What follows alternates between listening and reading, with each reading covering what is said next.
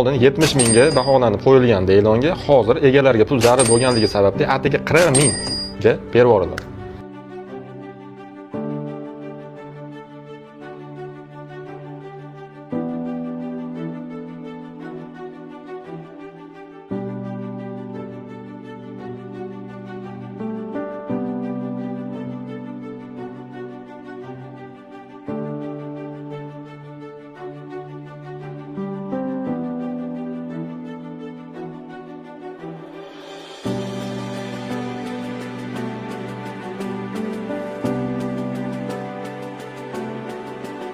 Ushbu 3 qavatdan iborat bo'lgan binomiz Asaka tumani Unzavodining yonida joylashgan.